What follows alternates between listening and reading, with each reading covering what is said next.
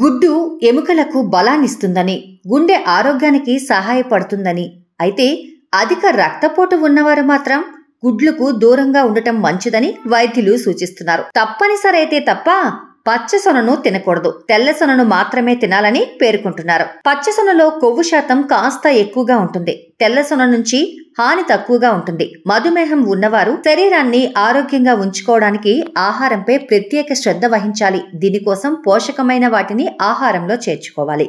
దీంతో పాటు ఆహార పదార్థాల పరిమాణాన్ని కూడా జాగ్రత్తగా చూసుకోవాలి.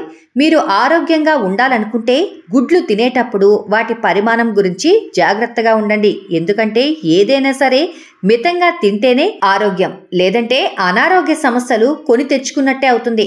మీరు మీ శరీరాన్ని ఆరోగ్యంగా ఉంచుకోవాలనుకుంటే మీరు రోజుకు కనీసం 1 నుంచి 3 గుడ్ల వరకు తినవచ్చు. కానీ అతిగా తింటే మాత్రం ఆరోగ్యానికి హానికరం అంటున్నారు నిపుణులు. అదెలాగో ఇక్కడ తెలుసుకుందాం.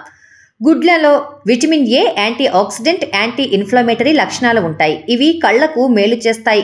ప్రతిరోజు 1-2 గుడ్లు తినడం వల్ల కంటి చూపును కాపాడుకోవచ్చు. ప్రతిరోజు తగినంత మొత్తంలో గుడ్లు తినడం వల్ల రోగ నిరోధక శక్తి బలపడుతుంది. ఇది శరీరంలో ఇన్ఫెక్షన్ ప్రమాదాన్ని తగ్గిస్తుంది, తగినంత శక్తిని అందిస్తుంది. గుడ్లలో విటమిన్ డి ఉంటుంది. దీన్ని తగినంత పరిమాణంలో తినడం వల్ల ఎముకలు బలపడతాయి. రోజు గుడ్డు తినడం మెదడుకు ప్రయోజనకరంగా ఉంటుంది.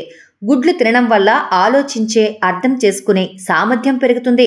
మీరు గుడ్లు ఎక్కువ పరిమాణంలో తీసుకుంటే శరీరంలో కొలెస్ట్రాల్ పెరుగుతుంది. దీనివల్ల గుండె సంబంధిత వ్యాధుల ప్రమాదం కూడా పెరుగుతుంది. చర్మం, జుట్టు, గోర్లు వంటి శరీర భాగాలు ఆరోగ్యానికి కోడిగుడ్లు కీలకంగా వ్యవహరిస్తాయి.